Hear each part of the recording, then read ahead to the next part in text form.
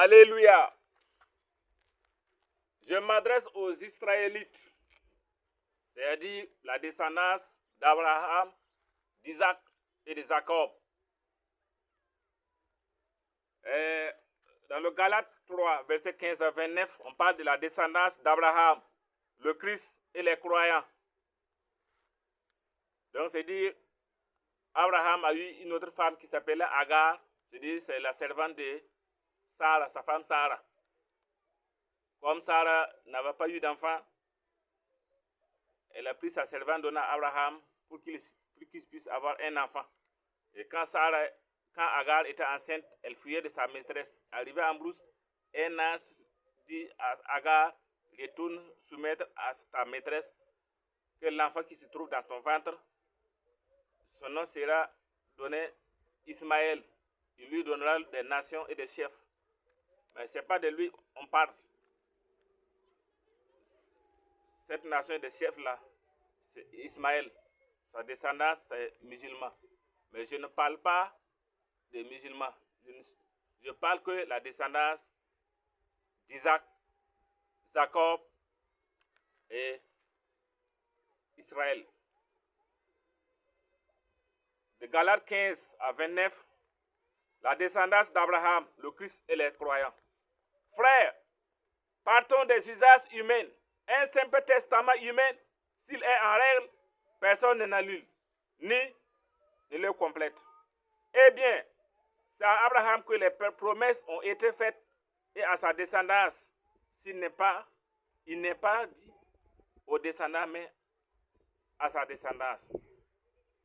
Et aux descendances. Il n'a pas dit aux descendances, comme s'il s'agissait de plusieurs. Mais c'est une seule qu'il s'agit, et à ta descendance, c'est-à-dire Christ.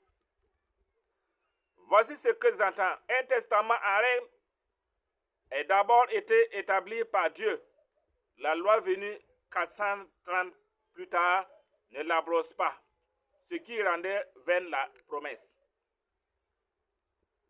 Car si ce n'est pas la loi que soutient l'héritage, ce n'est plus pas la promesse. Or, c'est au moyen d'une promesse que Dieu a accordé sa grâce à Abraham. Dès lors, que vient faire la loi? Point d'interrogation.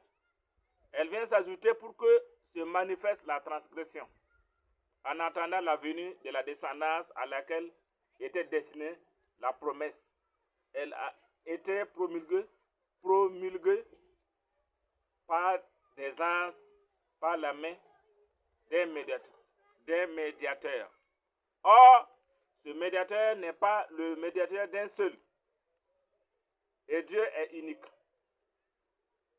La loi va-t-elle donc à l'encontre des promesses de Dieu? Certes, non.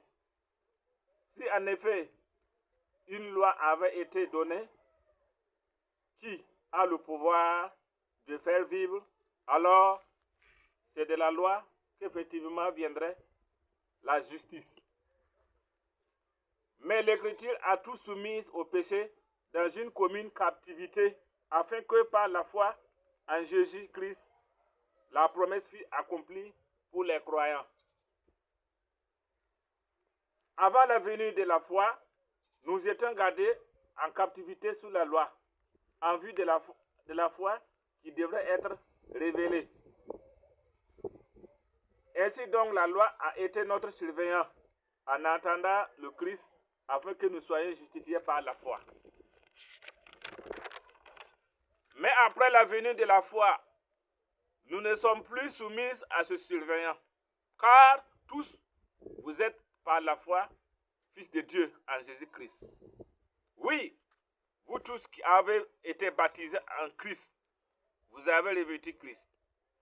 Il n'y a plus ni juif, ni grec, il n'y a plus esclave, ni homme libre, il n'y a plus homme et la femme, car tous vous êtes qu'un en Jésus-Christ. Et si vous appartenez au Christ, c'est donc vous êtes la descendance d'Abraham. Selon la promesse, vous êtes héritier.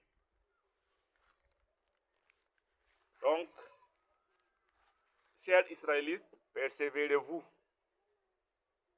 Persévérez-vous pour ne pas perdre le fruit de votre travail.